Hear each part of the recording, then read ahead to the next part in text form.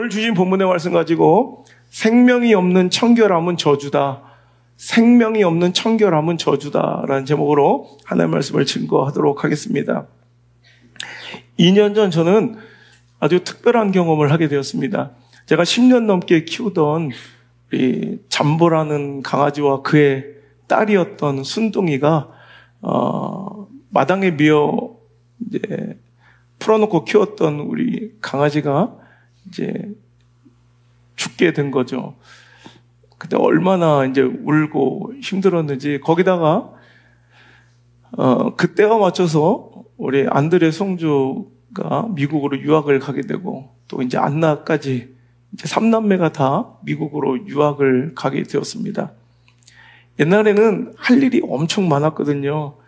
이제 잠보나 순둥이 똥과 오줌을 맨날 치워야 됐기 때문에 맨날 락스로 청소를 하루에도 몇 번씩을 해도 이제 이 세멘트 바닥 그 냄새가 가시지 않았고요.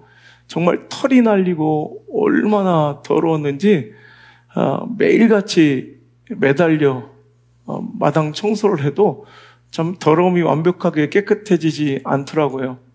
그런데 어느 날 그 강아지가 죽고 나니까 일주일이 지나도 2주일이 지나도 아니 한 달이 지나도 마당이 깨끗한 거야. 옛날 하루에 몇 번씩 락스를 풀어서 청소를 해도 더러움이 가시지 않았는데 강아지가 죽고 나니까 마당 청소를 한 번도 안 했는데 한 달이 지나도 깨끗함을 유지하고 있더라는 거예요.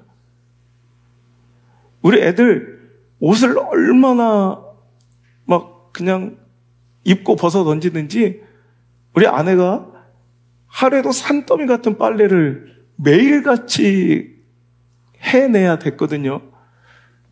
저는 어렸을 때부터 빨래를 되게 싫어해서 저는 빨래감이 별로 나오지 않아요. 저는 수건도 딱 제 목욕탕이 따로 있기 때문에 말려서 또 쓰고 말려서 또 쓰고, 그러니까 제 빨래는 일주일 가도 몇 개 나오지도 않는데 안성주 안나는 막 옷을 그냥 한 번 입고 훅 던지고 막 이런 스타일이에요. 그러니까 매일같이 산더미 같은 빨래를 몇 번씩 돌려야 되는 상황이었는데 일순간에 3남매가 다 미국으로 유학 가버리니까 집사람이 이상하대요.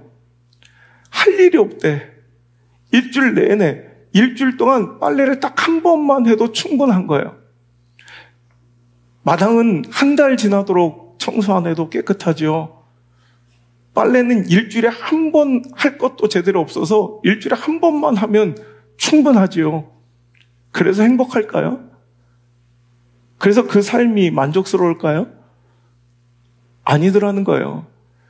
그저 서글프기 그지없고 그저 안타깝기 그지 없더라는 거예요.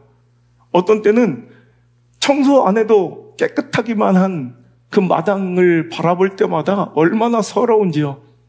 그렇습니다. 생명이 없는 것은 깨끗합니다. 하지만 생명이 없는 청결함, 생명이 없어서 가져온 그 정결함은 오히려 그건 저주에 가깝다는 것이죠. 어찌 보면 생명은 더러움과 불가분의 관계입니다. 생명이 있는 것은 반드시 더러워지기 마련이라는 거예요. 초대교회는 오순절 성령의 강림 사건 이후로 불일 듯 부흥하게 되었습니다.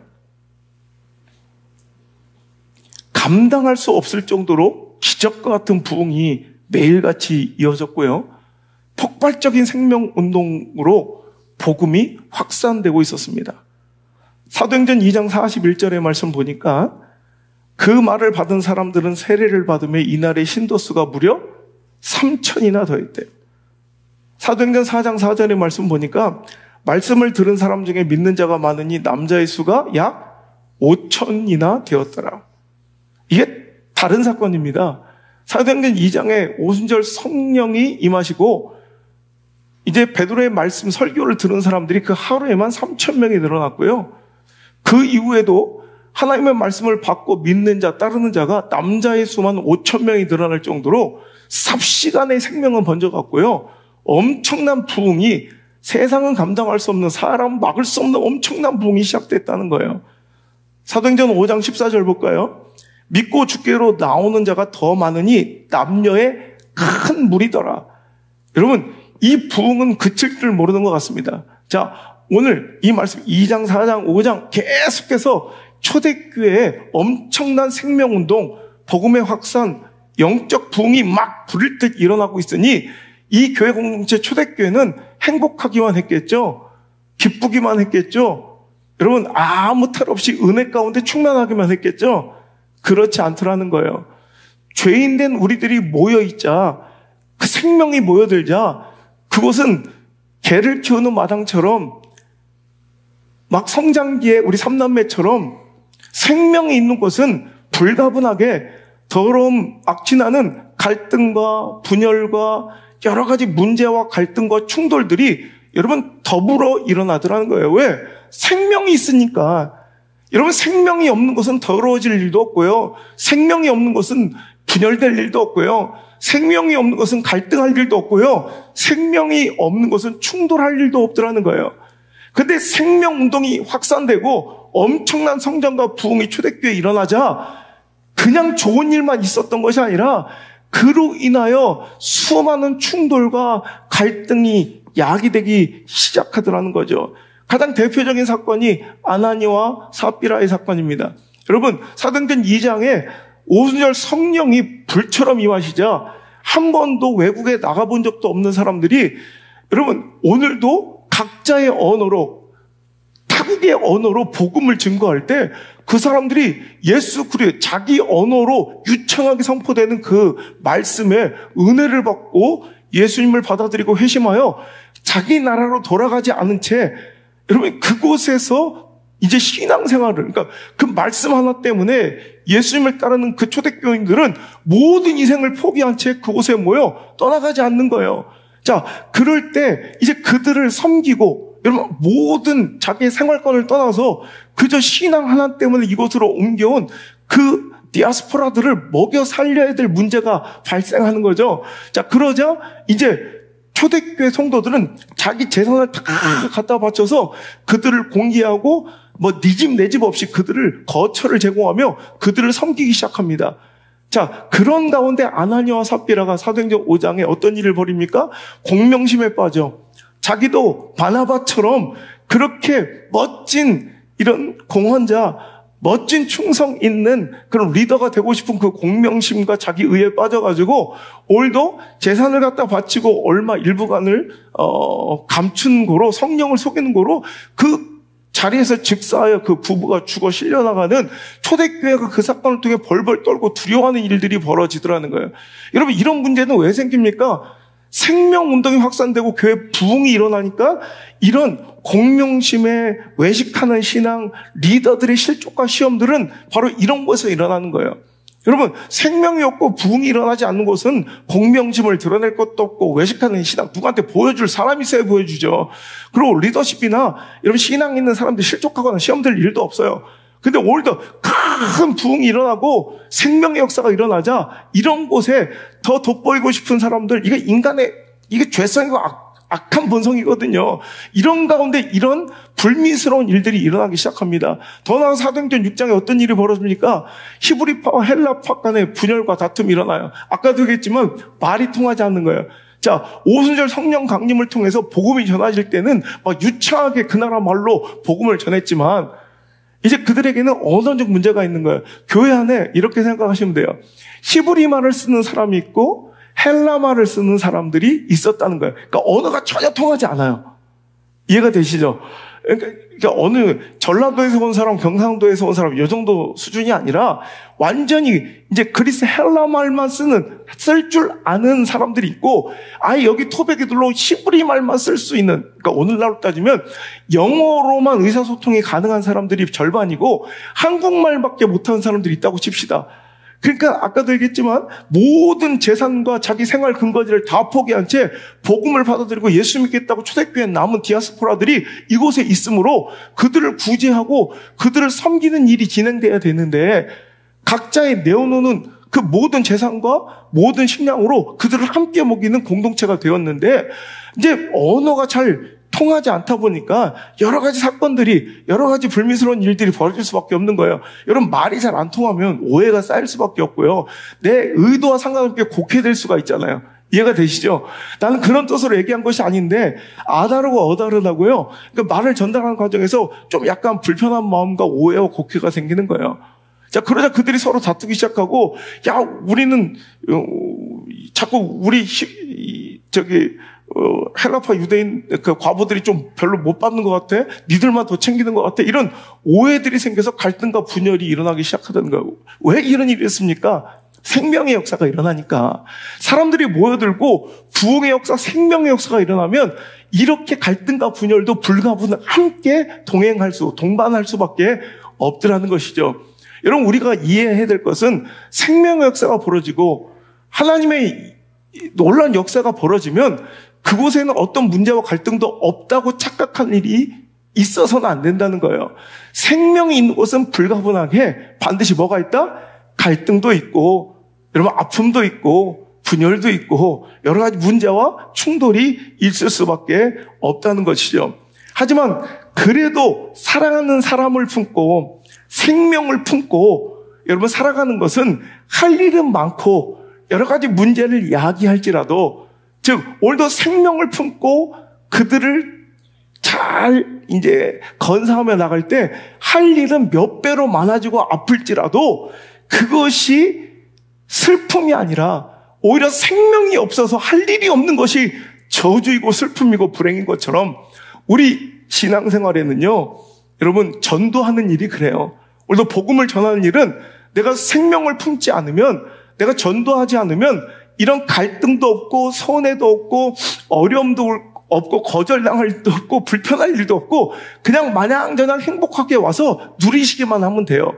하지만 전도하는 일은 이제 그때부터 매일 똥 치우고 오줌 냄새 나는 그 마당을 막 그냥 락스칠하고 또 빨래하고 설거지하는 일이 막 산더미처럼 쌓일지라도 그것이 생명을 품기에 일어나는 당연한 불가분의 일로서 행복해하는 것처럼 전도가, 여러분, 복음을 전하고 생명을 품는 일은 바로 그 자체가, 바로 그 고통 자체가, 그 손해 자체가, 그 실패 자체가, 그 충돌 자체가, 그 거절 자체가 바로 행복이고, 바로 돈 주고도 살 수 없는, 정말 이게 진짜 사는 맛이 바로 거기서 느껴질 수 있다는 말이죠.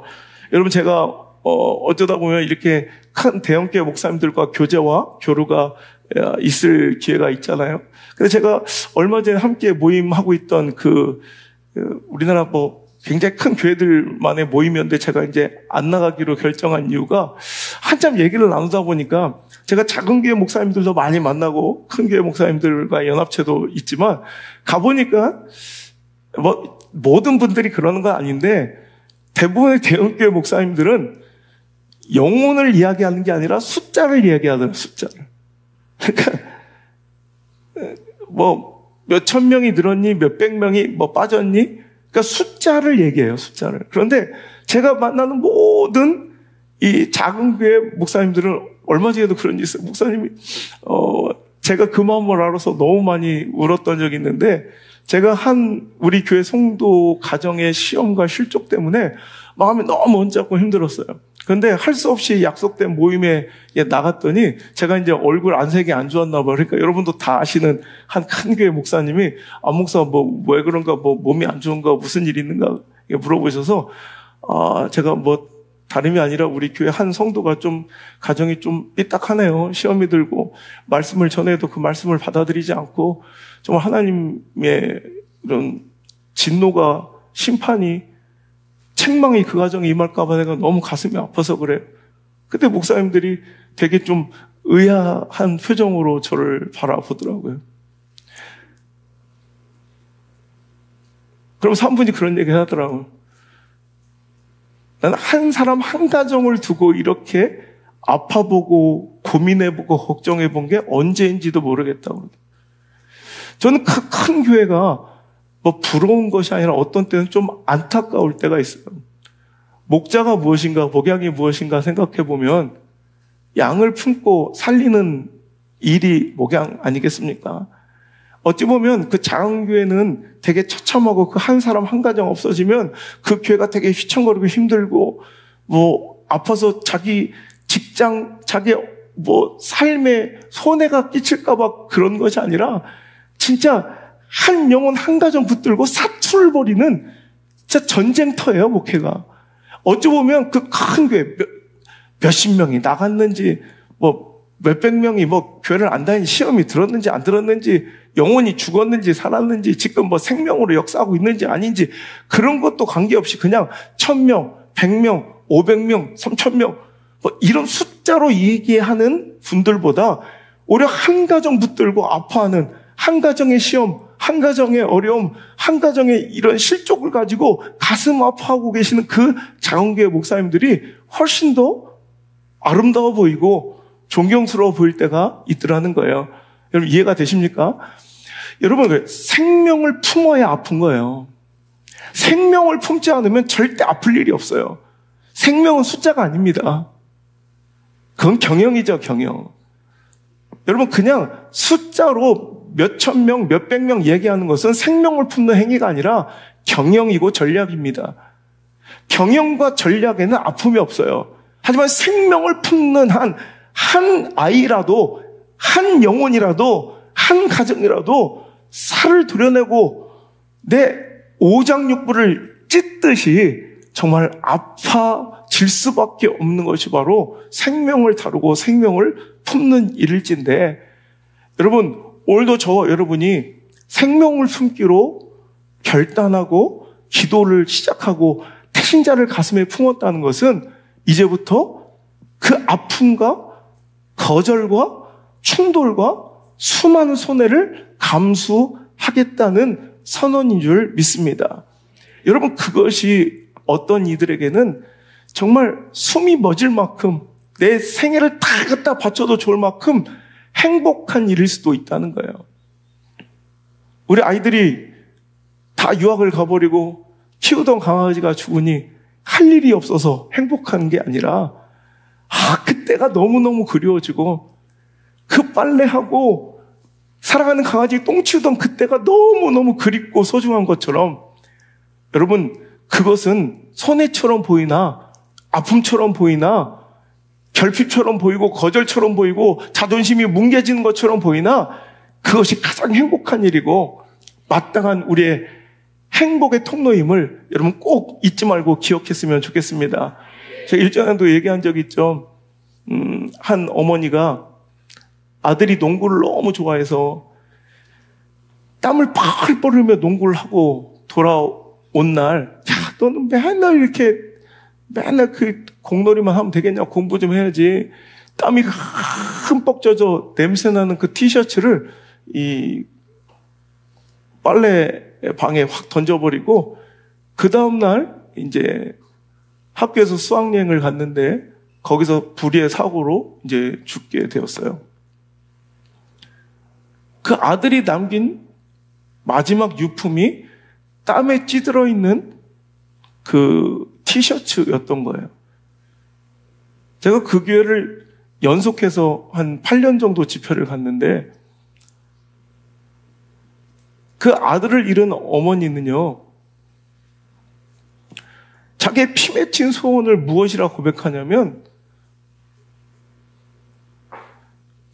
아들의 그 땀내 나는 그 옷을 마음껏 평생 빨아보는 게 소원이래요. 엄마는 더 이상 그 아들의 채취가 남은 그 티셔츠를 빨 수가 없는 거예요. 왜? 아들의 채취가 사라질까 봐.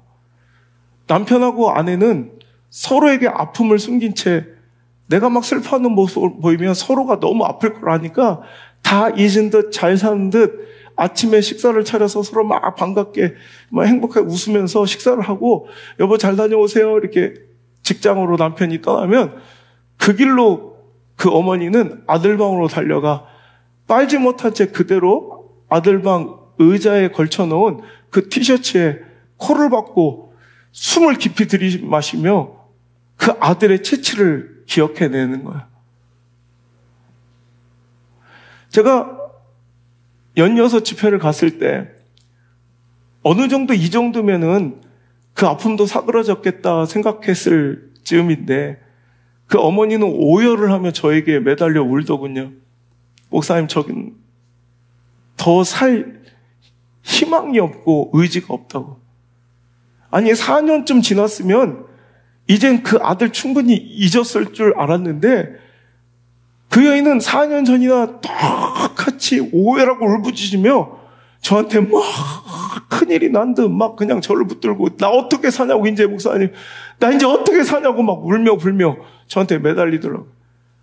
집사님 무슨 일이에요 했더니 그 집사님이 하시는 말씀이, 목사님 어느 순간부터 어느 날인가부터 아무리 코를 박고 아들의 채취를 맡아보려 해도 그 티셔츠에서 아들의 그 채취가 더 이상, 아들의 냄새가 더 이상 나지 않는다는 거예요. 나 이제 어떻게 사냐고.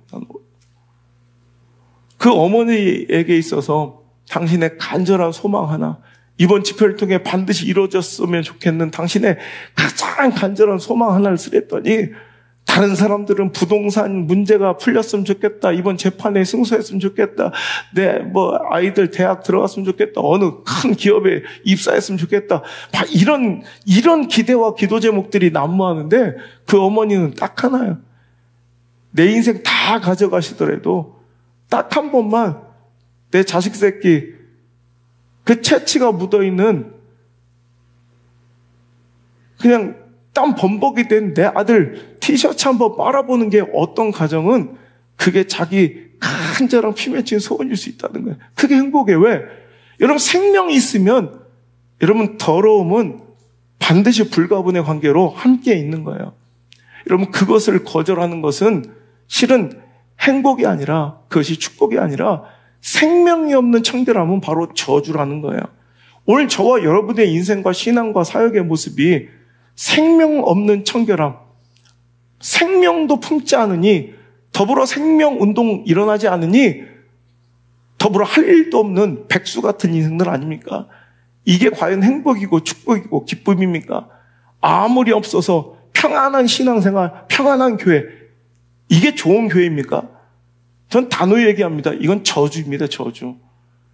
차라리 생명운동이 더 흥하게 일어나며 더 많은 사람들이 충돌하고, 더 많은 사람들이 고통받고, 더 많은 사람들이 거절당하고, 더 많은 사람들이 구질구질하게, 여러분 오늘도 거절당하며 손해보고 핍박당한 그런 일들이 우리 교회와 신앙생활 가운데, 내 목회 가운데 더 흥하게 일어났으면 좋겠습니다. 그게 진짜 기쁨이. 여러분 깨끗하다는 것은 어찌 보면 생명을 포기한 것이고요, 관계를 포기할 때만 일어날 수 있는 일이란 말이에요. 여러분 우리 연예인들 중에 결벽증 3대장이라고 들어보셨어요? 결벽증 하면 유명한 연예인들 3대장 서장훈, 노홍철, 근데 완티어가 있대. 완티어. 이 결벽증 환자처럼 연예인들 중에 결벽증의 탑티어, 완티어는 바로 브라이언이래요. 브라이언. 아시죠? 환희하고 브라이언. 그 브라이언은 서장훈도 고개를 절레절레 흔들 정도로 결벽증이 심하답니다. 그는 집안에 청소기만 4대고요. 청소용품으로 쓴 돈만 1억이 넘는데요. 서장훈이 그 집에서 자기도 결벽증이기 때문에 자기는 누구한테 한 번도 청결로 인해서 지적받아 본 적이 한 번도 없는데 브라이언 집에 가서 한 번 지적당하고 크게 혼났대. 부대찌개를 먹다가 땀 한 방울이 떨어져 카펫에 떨어졌는데 어떻게 더럽게 카펫에 땀을 흘릴 수 있냐고. 그 집에 돌아와서 엄청 회개했대요. 아, 내가 이것까지 생각 못했구나. 앞으로는 땀 떨어지지 않게 조심해야지. 이런 집 갈 수 있겠어요? 여러분 브라이언이랑 같이 살 수 있겠어요? 브라이언은 늘 얘기해요. 얼마든지 놀러와라. 나는 놀러와서 어지럽힌 걸 청소하는데 희열을 느낀다. 근데 아무도 안 가. 부담스러워서. 제 친구 중에 한 사람도 그런 친구가 있었어요. 친구들이 이렇게 놀러 오잖아요. 놀러 온 것까지 괜찮아. 근데 뭔가 불편해 보여. 집에 가면 친구들이 만졌던 모든 것들을 다 소독해요. 소독. 걔는 우리 집에 놀러와 호성아 얼마나 놀러와. 그런데 아무도 걔네 집에 안 가. 그걸 알게 된 이후로는 우리가 그 집에서 놀다가 한 다음날 모든 것들을 다 소독한다는 얘기를 듣는 순간 거기 가기가 싫어지고 정내미가 떨어지는 거예요. 그러니까 브라이언은요, 지금까지 16년 동안 솔로야. 왜? 같이 할 수가 없는 거예요. 청결함 좋죠. 근데 청결함이 무조건 좋은 게 아니라, 여러분, 청결함은 관계를 포기해야. 청결함은 여러분 생명을 포기할 때만 일어날 수 있는 일일 수도 있어요. 여러분, 청결하게 브라이언처럼 아무 트럭, 아무 일 없이, 아무 불편함 없이 여러분 신앙생활하는 브라이언 같은 결벽증 환자가 될 거예요? 아니면 아픔이 있더라도, 여러분 일은 많더라도, 손해를 감수하더라도, 충돌이 있을지라도, 거절당할지라도, 여러분 생명을 품고, 여러분 지저분함과 함께 거하는, 여러분 갈등과 충돌과 손해를 감당하는 그런 괴와 건강한 신앙이 되겠냐는 거. 여러분 이것이 오늘 이 말씀 톤에 우리에게 질문하신 하나님의 질문이라는 거예요. 다시 한번 오늘 말씀의 주제가 뭐라고요? 뭐라고요? 생명이 없는 청결함은 저주예요. 그래서 여러분 그걸 알면서도 전도를 하는 거예요. 오늘 사도 바울은 뭐라고 고백합니까? 19절부터 22절까지 말씀 보니까 나는 모든 사람에게 자유로우나 스스로 모든 사람이 종이 되었대요. 종은 어떤 사람이에요? 자기 주장이 없는 사람이에요. 자기 주관이 없는 사람이 종이에요. 오늘 내 감정이 없는 거예요. 오늘은 내 기분상 일하기 싫어요. 이게 용납이 돼요, 종한테? 나는 오늘 마당보다는 실내 청소를 하기를 좋아해요. 이런 게 자기 기호나 취향이나 감정이나 주장이 없는 게 종이에요. 그러니까 그 모습이 딱 그런 거예요. 유대인들에겐 유대인처럼 굴고, 율법 아래 있는 자들에는 율법 아래 있는 자처럼 굴고, 또 율법 없는 자들에게는 난 율법 없는 자가 아니지만 율법 없는 자처럼 굴면서, 또 믿음이 연약한 자들에게는 내가 마치 초신자처럼 그 마인드와 그 시선과 그 기준으로 그들에게 다가가서 연약한 자처럼 나도 군다는 거예요. 왜? 아무쪼록 몇 사람이라도 오늘도 구원하고자 복음을 전하고 전도할 수 있는 일이라면 나는 기꺼이 어떤 자리로, 나는 자유인, 로마의 시민권을 가진 자유인 중에 자유인이지만 그는 어떤 자리를 마다하지 않겠다? 종의 자리를 마다하지 않겠다. 오늘날 교회들이 어떻습니까? 오늘날 목사들이 어떻습니까? 오늘날 성도들이 어떻습니까? 과연 이런 마음이 있습니까? 복음이야 어찌됐든, 전도야 어찌됐든, 여러분 한 사람이 구원받고 안 받고 어찌됐든 내 감정이 우선이고요, 내 정치적 진영 논리와 내 취향이 우선이고요. 오늘도 그런 것들이 아무나 와서 복음을 듣고 구원받는 일이라면 내 취향쯤이야, 내 진영 논리쯤이야, 내 가치관쯤이야, 다 허접하게 여기고 내 감정쯤이야, 다 내려놓고 오늘도 그 일에 참여하고자 하는, 여러분 그래서 전도는 스스로 자유인이 뭐가 되는 작업? 종이 되는 작업. 오늘 제가 표현하는 바대로 갑으로 충분히 살 수 있는, 갑질할 수 있는 사람들이 스스로 어느 자리로? 을의 자리로 내려오는, 스스로 자청하여 을의 자리를 자처하는 자들이 바로 전도한 사람이에요. 그죠? 학원에 아이 맡길 때 내가 갑이야. 근데 그 학원 원장을 전도하려면 내가 을이 되어서 돈 주고 아이 보내면서도 내가 굽실거려야 돼요. 머리 깎을 때, 미용실 갈 때 내가 갑이야. 그렇죠? 근데 그 미용실 원장을 전도하는 순간 내가 을이 되는 거예요. 내가 얘기했죠. 미용실 갈 때도 이제 이만 한 달 동안은 우리 교인 미용실 가지 말고 다른 데로 가. 가가지고 그 머리를 그분께 바쳐. 내 기호와 취향 없어. 그냥 그분 거야. 그냥 내 머리통은 내 몸뚱아리에 달려있을 뿐 내 것이 아니다. 그냥 그분의 기호대로, 그분의 취향대로. 여러분 얼마나 우리가 미용실 가면 갑질할 수 있어요. 어제도 보니까 내가 미용실 우리 집사님 잠깐 들렸더니 보니까 막 아이고 그 독한 파마약 해가지고 막 그 미용실 참 일 많고 손 많이 가고 거기다가 어찌 그렇게 아줌마들이 말이 많은지.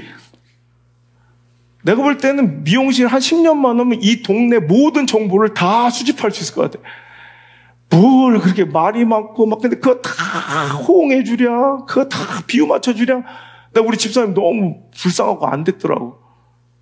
그런데 그 끼케야 돈 한 5만 원 내면서, 그 파마하러 와서 5만 원 내면서 그 짓거리 하는 거야. 막 김태희 사진을 갖고 와서 이대로 해달라는 둥. 그리고 나 지난번에 금방 풀리대 원장님. 이거 확실하게 말어. 주님 다시 오실 때까지 안 풀리게 막 이래. 그거 가끔씩 풀려야 미용실도 먹고 사는 거지.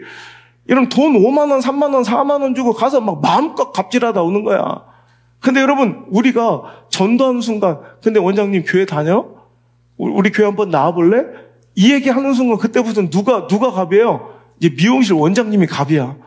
그냥 그분께 모든 것을 맞춰드려요. 그러니까 오늘 나는 언제든지 갑이고 언제든지 자유인이고 내가 고용한 내 직원, 내가 회사에 내 직원이 있어요. 내가 갑이잖아. 사장이니까, 대표니까. 내가 고용주니까. 근데 그 고용인 그 사원한테 복음을 전하고 교회로 초청하는 순간 그때부터 대표가 을이야. 막 을로서의 자리를 자처하고 스스로 누가 떠민 것도 아니고 스스로 내려가는 작업이 바로 전도고 생명을 품는 작업이다라고 사도 바울은 오늘도 얘기하는 거예요. 그 목표는 딱 하나예요. 아무쪼록 내가 몇 사람이라도, 아니 한 사람이라도 구원할 수 있다면 난 그 길을 기꺼이 가겠다. 누구처럼? 예수님처럼. 예수님이 우리에게 먼저 보여주신 그 길을 나는 기꺼이 가겠다. 23절, 내가 복음을 위하여 모든 것을 행함은, 즉 내가 다 할 수 있다. 그 예수님의 복음에 나도 참여하고자 함이니라. 이것이 손해처럼 보이고 불행한 것처럼 보이고 뭔가 잃어버린 상실처럼 보이지만 이것이 기독교인 가운데, 교회의 역사 가운데 가장 영광스러운 일은 이것이다라는 거예요. 복음에 참여하는 것. 내가 예수님처럼 그 길을 걸어가는 것. 할렐루야. 이런 그 길을 걷자는 것이 바로 전도의 선포라는 거예요. 그래서 여러분, 생명을 품기 시작하면 그때부터 내 삶은 구질구질해지고 너덜너덜해지고 복잡해지고 아픈 것 투성이가 될 터이지만 그래도 그 길을 가겠냐고 주님께서 물어보고 계시는 거예요.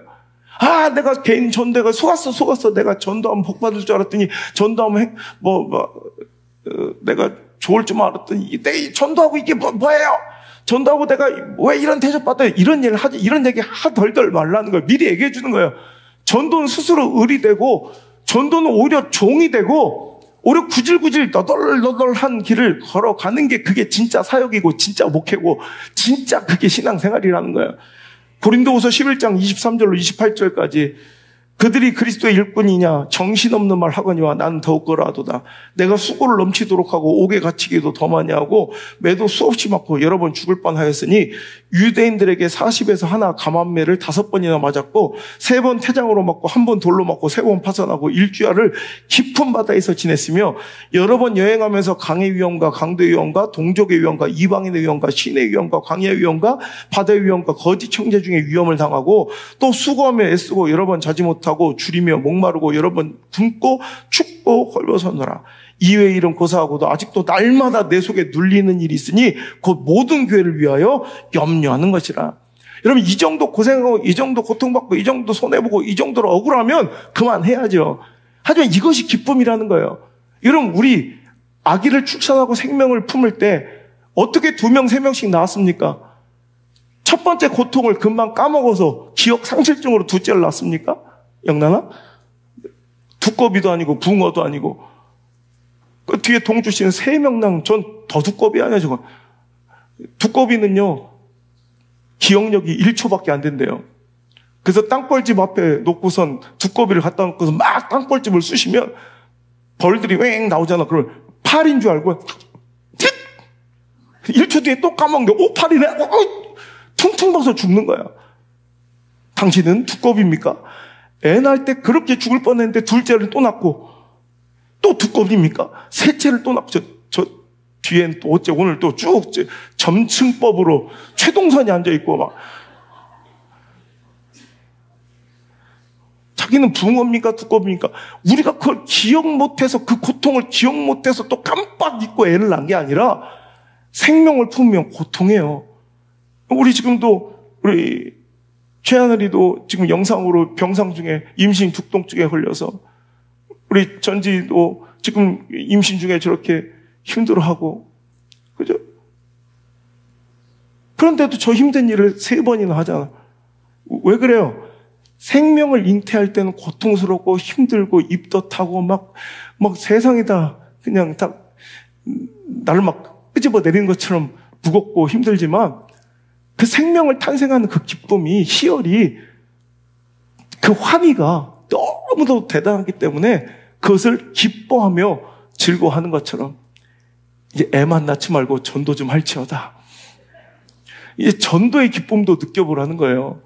여러분, 이것을 우리가 이 고통을 잊어버려서가 아니라 여러분, 그것이 진짜 행복이라는 거죠. 여러분, 미국에 유학 갔던 우리 3남매가 2년 만에 잠시 돌아왔습니다. 거기다가 순둥이가, 우리 잠보가 없어진 그 자리에 우리 집 대장 딸기라는 강아지가 들어왔습니다. 정말 개판입니다. 집 전체가, 어제도 내가 여보 걔 내 방 쪽에는 안 들어오게 좀 해줘. 이상하게 집안에 초파리가 너무 많아서 도대체 뭘까, 혹시라도 그냥 후라시를 들고 쫙 했더니 저 개가 저만 자기에게 복종하지 않자 저를 복종시키려고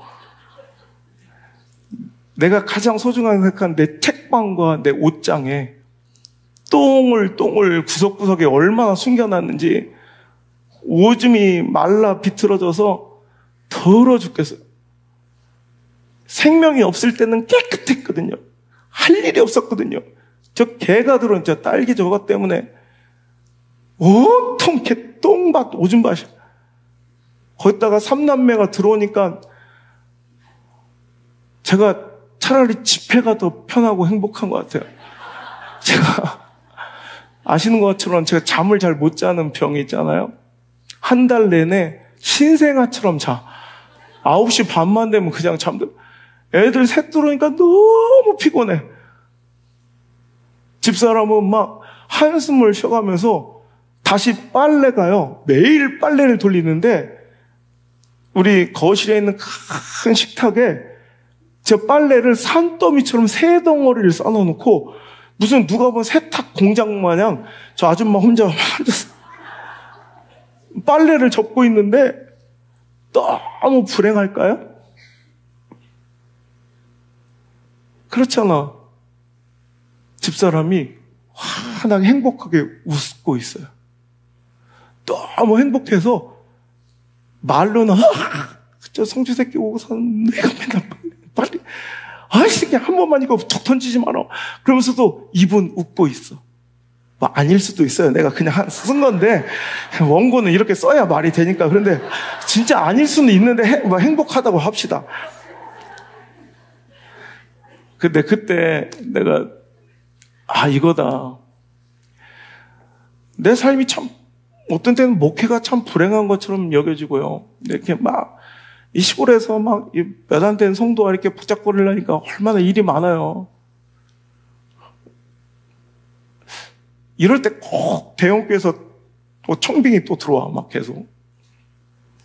어떤 때는 이걸 놓고 싶을 때가 있어요. 그러니까 거기서 들어온 어떤 처우, 나를 뭐 어떻게 대우해주겠다 이런 걸로는 저는 1도 흔들리지 않아요. 왜? 저는 차라리 여기 있을 때가 제가 훨씬 더 많이 하나님께서 주세요. 축복을 뭐 제 집회 사역하고 막 책 쓰고 그러면 받을 만큼 받아서 지금 저는 뭐 그런 거에 흔들릴 그런 처지가 아니에요. 근데 딱 하나 내가 흔들리는 게 있어요.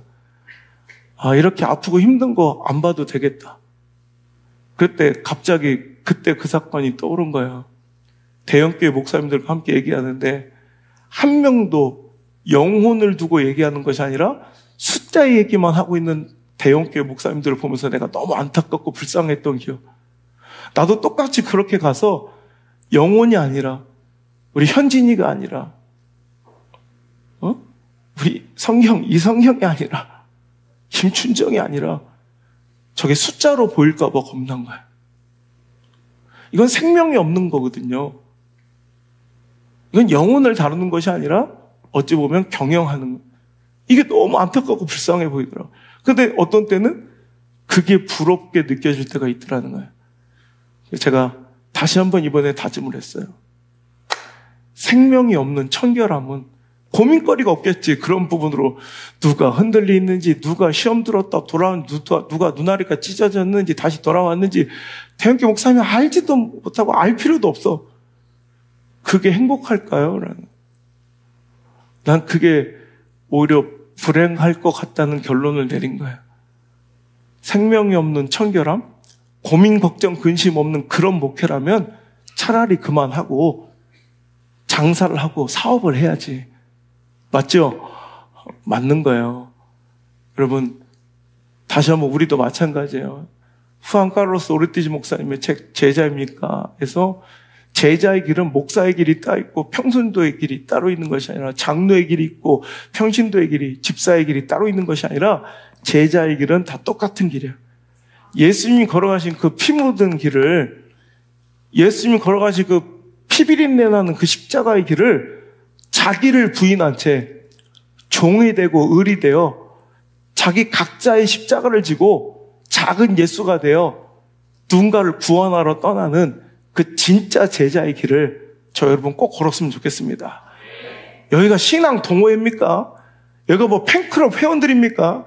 우리 팬 되지 말고 동호회 되지 말고 진짜 성도와 제자와 교회가 되고 목사가 좀 되어서 정말 생명 품고, 그래서 제가 이건 나를 살리는 길이고 우리를 살리는 길이다 생각돼요. 우리가 생명운동을 지금 펼치는 거예요. 절대로 교회 성장운동이 아니에요.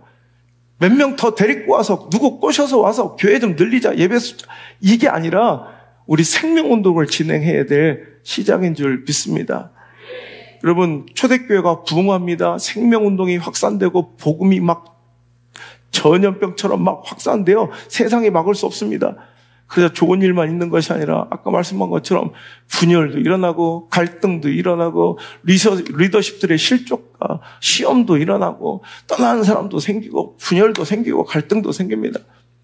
초대교회 시험과 문제의 완결판처럼 보이는 스데반의 돌에 맞아 죽는 순교의 자리까지 여러분 이제 막 치닫습니다. 왜? 생명 품었기 때문에.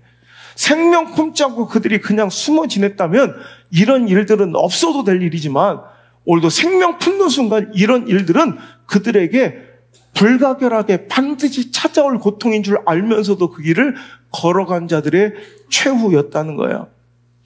여러분, 장자의 갈등 제가 얘기하죠. 장자의 갈등. 제가 교회는 절대로 장자들의 놀이터가 아니라 탕자들의 잔치자리가 되는.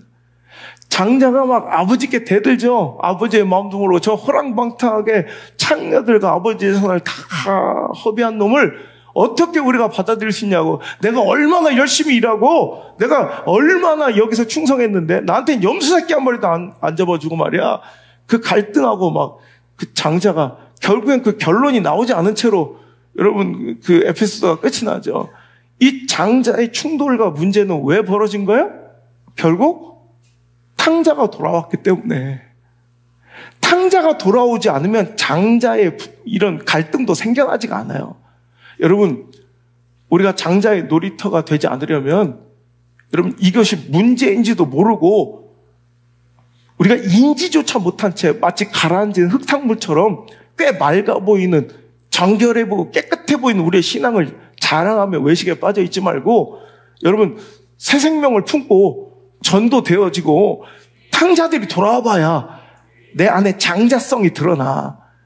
여러분 여기서 내가 막 기득권을 주장하고 싶고 내가 높아지고 싶고 내가 대우받고 싶고 인정받고 싶고 직분받고 싶은 이 더러운 장자됨의 마음이 탕자들이 돌아와 봐야 알아. 지들끼리 그냥 모여 앉아서 키득거리면 절대 그런 거 알지도 못해. 어찌 보면 장자의 분노는 예수님이 오늘도 죄인들에게, 세리들에게 말씀을 전하시고 그들과 함께 계시는 건강한 생명 사역의 파급 결과가 바로 장자들의 분노였다는 거예요. 저는요, 장자들의 분노도 일어나는 교회가 됐으면 좋겠어요. 왜? 그것이 생명운동이 계속해서 지속적으로 일어나고 있다는, 우리가 예수님을 뒤따라 가고 있다는 제자들 교회 공동체의 건강한 복음 전파와 생명운동의 반증일 수도 있기 때문입니다. 여러분, 탕자들이 돌아와야 합니다. 그리고 더 나아가 성숙은 그 장자들의 분열과 갈등도 일부 일어나지만 장자들이 그 일에 매진하여 탕자를 찾는 일에 동참하는 일로 계속 귀결되는 멋진 진짜 생명운동이 일어나는 교회. 교회가 경영되어 뭐 몇 명, 숫자가 몇 명 뭐냐 막 이따위까지 이 유치한 것에 빠져 있지 말고 정말 우리가 생명운동에 동참하며 예수님의 그 피 묻은 발자취를 따라가고자 하는, 여러분 말로만 팬인가 제자인가 무리인가 제자인가 논하지 말고 우리가 기꺼이 주님의 그 뒤를 따르는 멋진 우리의 신앙의 방향 전환이 이번 새생명 전도 축제를 통해서 또 계속 이어지는 하나님의 이 강하고 우리를 찌르는 이 아픈 말씀 속에서 우리 깨닫게 되고 방향 전환이 이루어질 수 있기를 주의 이름으로 축복합니다. 우리끼리 모여 웃고 즐기는 교회 생활 멈춰야 합니다. 취미 생활 같은 종교 활동 그만둬야 합니다. 자아 실현의 장 같은 종교 생활 이제 버려야 합니다.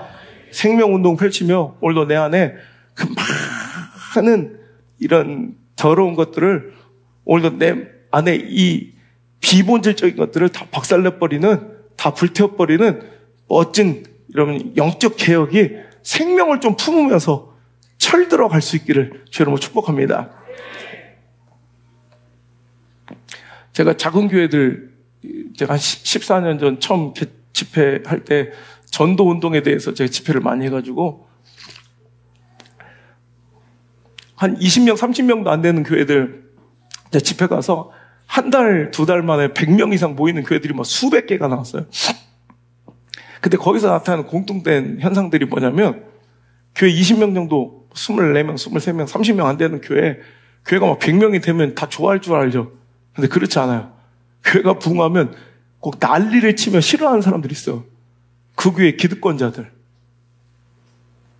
자기가 그 교회 20명, 30명 되고 자기가 왕노릇했던 그 장로들이나 그 기득권자들이 올 100명, 150명, 200명 되니까 자기의 영향력이 떨어지더라는 거예요.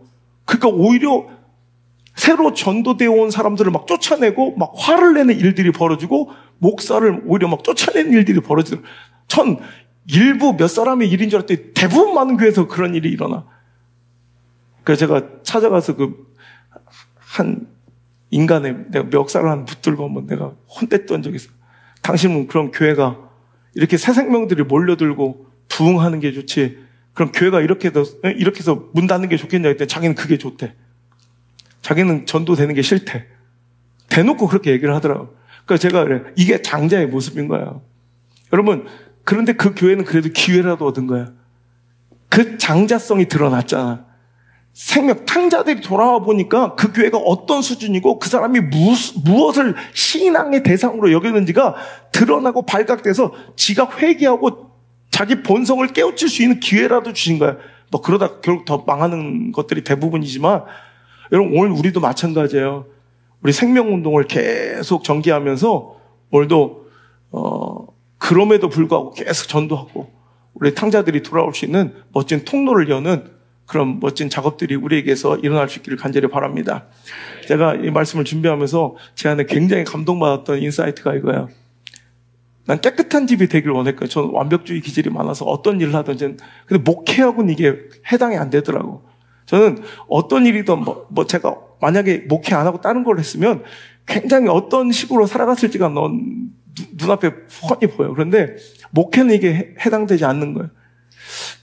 여러분 그거 알아요? 제가 눈물이 막 나더라고. 이 원고를 쓰다가. 깨끗한 집은 쓰레기가 없는 집이 아니야. 그거 알아요? 깨끗한 집은 쓰레기가 없는 집이 아니라 쓰레기가 쓰레기통에, 즉 쓰레기가 있어야 될 곳에 담겨있는 집이 깨끗한 집이더라고요. 제가 이걸 깨달으면서 얼마나 내가 울었는지 몰라요. 즉 인생의 행복이나 성공은요, 목회와 사역의 승리는요, 자, 쓰레기라고 대변되는 상처, 아픔, 눈물, 갈등, 충돌, 상실, 시련, 실패가 없는 집이 아니라는 거예요. 그것이 있어야 될 곳에 있으면 돼. 깨끗한 집은 쓰레기가 하나도 없는 집이 깨끗한 집이 아니라 꼭 있어야 될 곳에 가 있어. 음식물 쓰레기통에, 일반 쓰레기통에, 재활용 쓰레기통에, 그것이 있어야 될 곳에 있는 집이 깨끗한 집이지, 쓰레기가 먼지가 한 톨도 없는 집이 깨끗한 집이 아니더라. 여러분, 우리의 염려와 걱정과 실패의 상처와 아픔이 왜 없겠습니까? 그것이 없는 인생이 복받은 인생, 하나님께서 기뻐하시고 사랑하는 인생이 아니라 그 염려와 슬픔과 상처와 아픔, 삶 가운데 여러 가지 상처와 무거운 짐이 있을 때 그것이 있어야 될 곳에 있으면 되는 거예요. 여러분, 우리 마음의 실패와 상처와 배신감과 실망들, 이런 것들이 있어야 될 곳, 이 쓰레기가, 여러분, 쓰레기가 쓰레기통에 있으면 깨끗한 집인 것처럼 우리의 염려와 근심과 불안과 실망과 실패와 상실과 이 아픔들, 이게 있어야 될 곳은 내 마음속이 아닙니다. 이건 한이 되는 거야, 한. 다른 사람도 아닙니다. 사람 붙들고 늘어지면 그 문제를 풀려고 해서도 안 돼.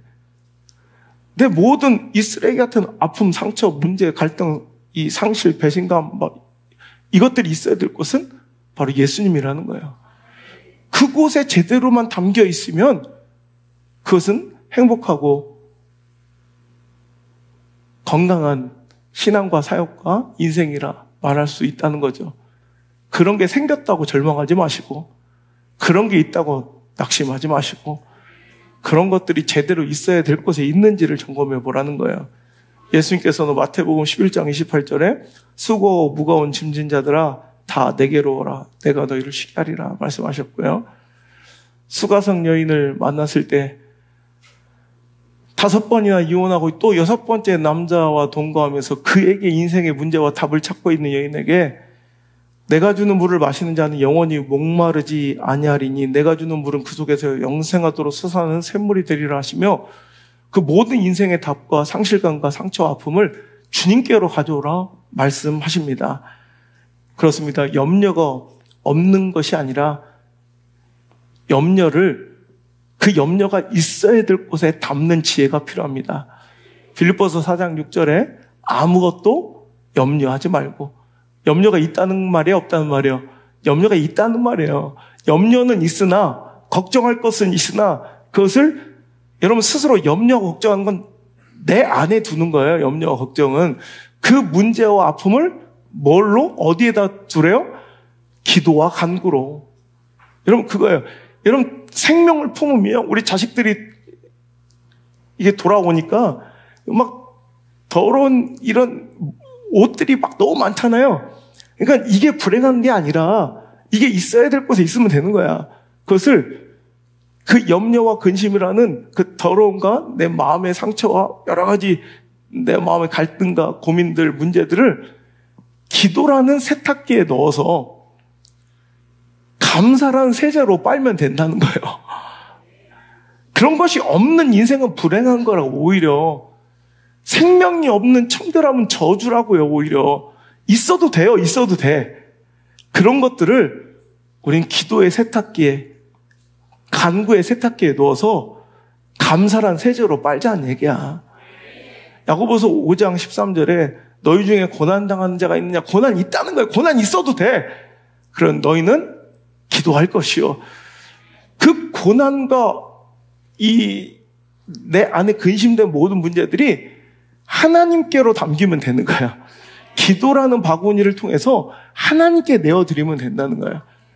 자, 문제가 없어서 행복한 가정, 어떤 사고나 어떤 상실이나 어떤 염려거리, 걱정거리 없어서 행복한 사역이 아니라 그것이 담겨 있어야 될 곳에 잘 담겨 있는지를 좀 점검했으면 좋겠습니다. 여러분 인생 어떠세요? 우리 삶 가운데, 신앙 가운데 두려움과 불신이 없을 수 있겠습니까? 다 생겨요. 저도 그렇고. 이게 맞나?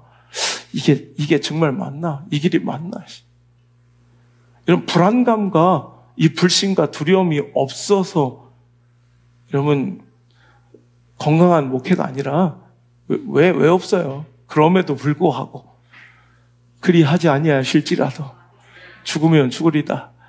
갈 바를 알지 못하면서도 여러분 그 불신과 불안과 두려움을 순종이라는 수납장에 차곡차곡 그냥 개어 놓을 때 그것이 행복하고 건강한 사역과 인생이 된다는 말이죠. 이게 좋은 교회예요. 이게 행복한 신앙이고요. 문제가 하나도 없는 것, 여러분 쓰레기가 하나도 없는 집이 아니라 쓰레기가 있어야 될 곳에 제대로 담겨 있는 그런 교회와 신앙과 인생 될 수 있기를 주의 이름으로 축복합니다. 사역을 다시 시작하는 우리 목사님도 계시고, 다음 주에 목사 안수를 받을 우리 후배 목사도. 제가 신학교 가서 강의할 때 항상 이래요. 목회가 뭐냐 물어보면 설교 잘하는 게 아니라 실은 끊임없이 밀려오는 두려움을 잘 이겨내고, 그리고 끊임없이 맞닥뜨린 상처를 잘 치유해가는 작업이 목회다. 목회자의 제1사역은 설교가 아니라 아파하는 것이다. 아픔이 없는 목회는 실은 가짜예요. 우리 사역자들도 잘 들어야 돼. 난 묻고 싶어. 영혼으로 생명으로 아파본 적이 있는가? 그 아픔이 없다면 그건 목사는 아니야. 그냥 여기 직장인이지. 살이 떨어지는 것처럼 아파야 되고, 숨이 멎는 것처럼 아파야 되고, 장이 다 꼬이는 것처럼, 끊어지는 것처럼 단장의 아픔을 느끼는 거예요. 왜? 생명 때문에, 영혼 때문에. 그거 안 하려면 목회하면 안 돼. 그러니 목회는 두려움의 연속이고, 그러니 목회는 상처의 연속이에요. 제가 지난주에도 몸이 다 너무 아프고 그러면서도 우리 아들, 딸들 앉혀놓고 그랬어요. 너희들 중 혹시 하나님의 일을 하고자 한다면, 하나님의 부르신 가운데 사명을 붙잡으려 한다면 내가 겪고 있는 상처, 아픔들을 다 이야기해 줬어요. 내 목회 가운데 이런 상처, 배신감, 이게 목회다. 룰루랄라 콧노래 부르면서 꽃길 걸어가는 게 목회가 아니라, 피크닉 가듯 레드카펫 걸어가는 게 아니라 이게 목회다.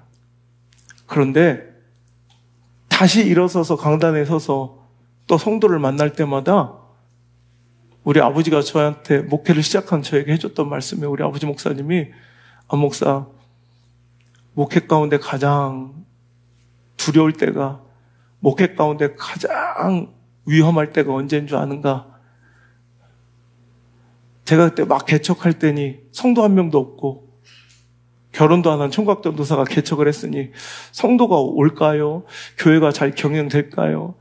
이 세운 이 교회가 잘 유지되려면 이자도 매달 내가야 되는데 이런 게 잘 이어질까요? 뭐 이런 게 저한테는 가장 두려움이고 고통이었고 공포였던 것 같아요. 그러자 우리 아버지가 그런 얘기 하시대요.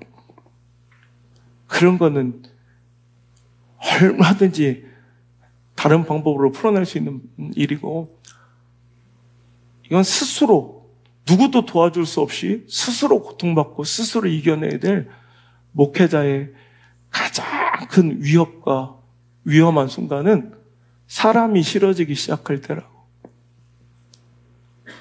전화도 받기 싫고 사람 만나는 것도 싫고, 그러니까 영혼이 영혼으로, 생명이 생명으로 다뤄지지 않고 그냥 어느 순간 일정한 거리를 두고 아프기 싫어, 다치기 싫어, 그렇게 선을 그어놓고 사역하려는 거, 이게 사건이 되는 첫걸음이다. 앞으로 이런 일이 있을 때 이 말을 꼭 기억해라. 목회는 어떤 상처를 받았던 그 다음 성도를 또 만나고, 어떤 배신감을 겪었던 또 내 도움을 필요한 어떤 사역자를 만나면 마치 한 번도 상처받지 않은 것처럼, 한 번도 배신당한 적이 없는 것처럼 또 그들에게 모든 걸 내어주고 품고 사랑해줘라. 그게 목회인 거다.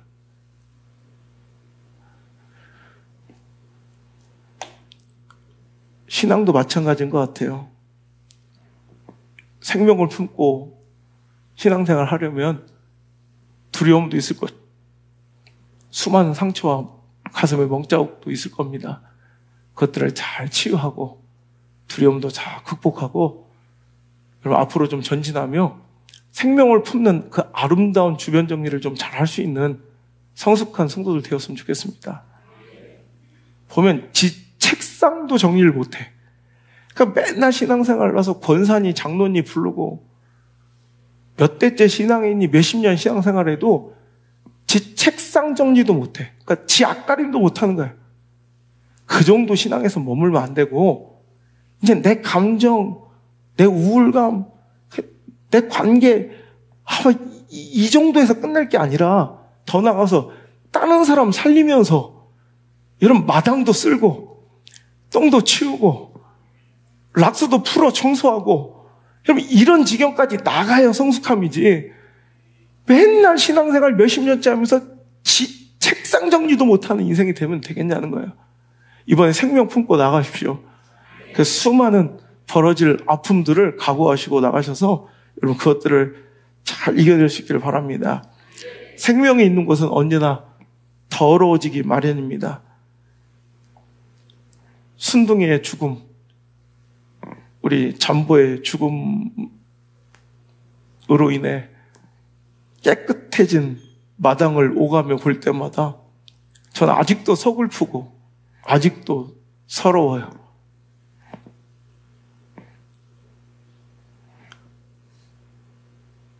차라리 그 생명이 있어서 막 똥 싸줬으면 좋겠고, 차라리 그 생명이 그 마당 가운데 뛰어놀아서 얘가 오줌밭이 되었으면 좋겠어. 얼마든지 내가 치워줄 테니. 우리 신앙이 좀 그랬으면 좋겠다. 생명 없는 청결함 가운데 그냥 별 할 일도 없고 와서 위로만 구하는 서비스업처럼 교회를 찾지 말고, 내 신앙의 영역 가운데 수많은 생명들이 품어지고 머금어져서 수많은 생명들이 머물러 있어서 여러분 정말 지긋지긋할 정도로 할 일 많고 산더미처럼 쌓여진 빨래 가운데 웃고 있는 우리 아내처럼 행복한, 진짜 행복을 찾는 거룩한 기회가 되었으면 좋겠습니다. 쓰레기가 없는 집이 깨끗한 집이 아닙니다. 쓰레기가 있어야 될 자리, 즉 쓰레기통, 음식물 쓰레기통, 재활용 수거함 등의 제자리에 들어가 있어야 집이 깨끗합니다. 마찬가지로 상처가 없는 인생, 아픔이 없는 교회가 행복한 인생과 교회가 아니라, 상처가 제대로 치유되고 회복되고 잘 치유되어 버려지는 있어야 될 자리에 있는 인생이 교회가 건강하고 행복한 인생인 줄 믿습니다. 교회의 존재의 목적이며 우리를 먼저 구원하신 하나님의 그 사명 가운데 우리는 복음 전파에 더욱 매진하는 것이야말로 교회와 성도들에게, 그리고 사역 중에 찾아온 문제와 갈등과 아픔을 제대로 처리하는 그 문제가 담겨지고 있어야 될 곳임을 기억하시길 바랍니다. 아까도 얘기했죠. 초대교회 엄청난 부흥이 일어나자 문제들이 막 야기됐죠.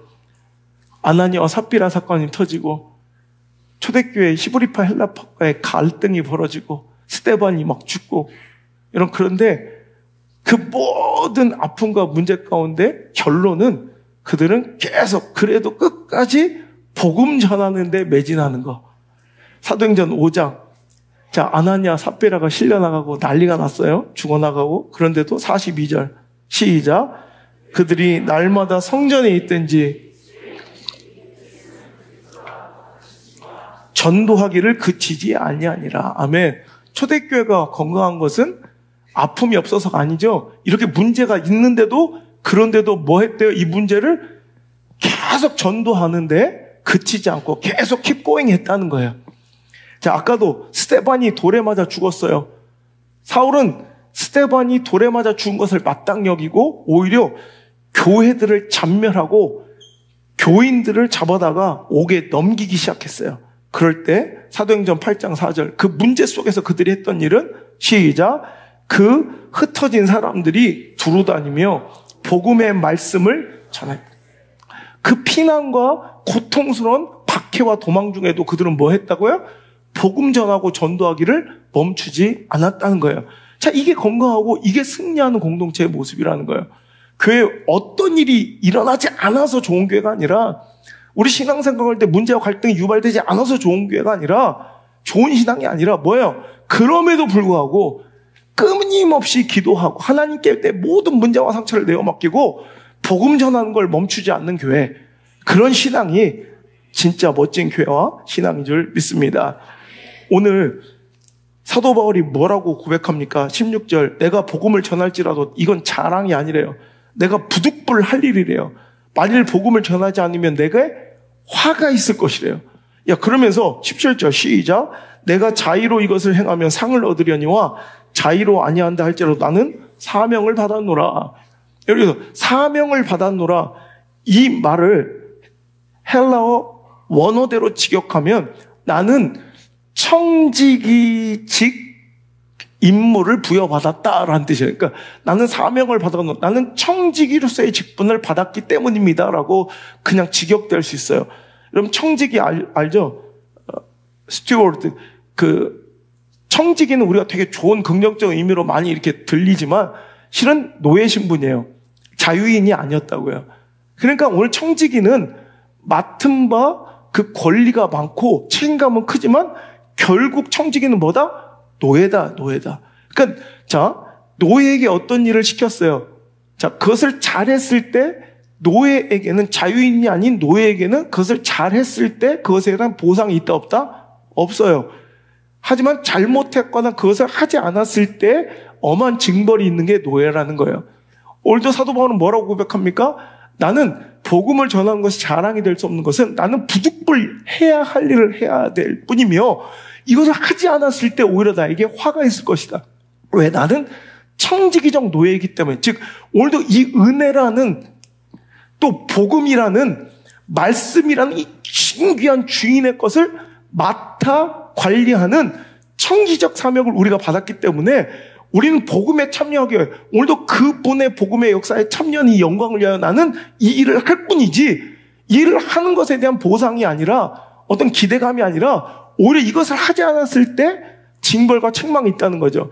에스겔서 33장에도 파수꾼의 비유가 나오죠.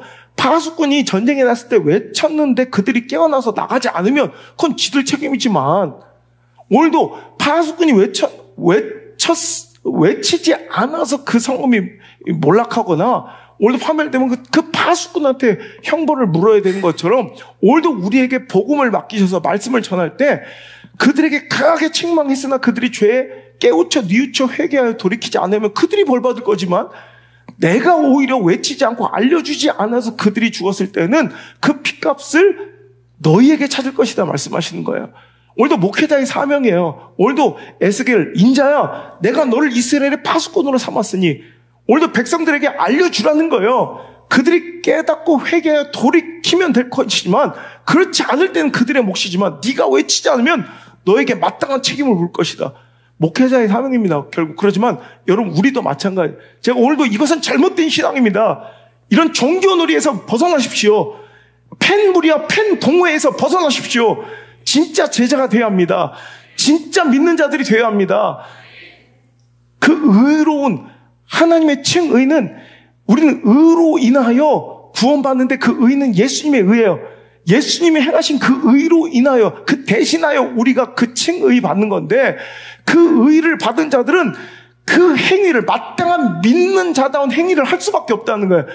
그래서 오늘도 우리에게 행함이 없는 믿음은 죽은 것이라는 것은, 행함으로 우리가 선한 행실을 쌓아서 그 결과물로 구원에 도달하는 건 아니지만 그 칭의, 나는 정말 죽을 수밖에 없는 자가 오늘도 예수 그리스도 때 그 의, 대신한 의로 인하여 그 의로 말미암아 우리가 구원받았다면 오늘도 이 감격과 이 감사와 이 떨리는 이 구원의 이 감격, 은혜 가운데 우리가 마땅히 해야 될 일들은 삶 가운데서 보여질 수밖에 없다는 거죠. 믿는데 그 행동이 안 나온다? 믿는데 그 삶이 안 나온다? 그러니까 안 믿는 거예요. 지난주에도 많은 분들이 고민하더라고요. 제자입니까? 팬입니까? 무리입니까? 제자입니까? 나는 구원받았습니까? 자, 오늘 이건 뭐 준비한 말씀은 아닌데 그냥 나는 구원 받았는지 안 받았는지에 대해 궁금하다.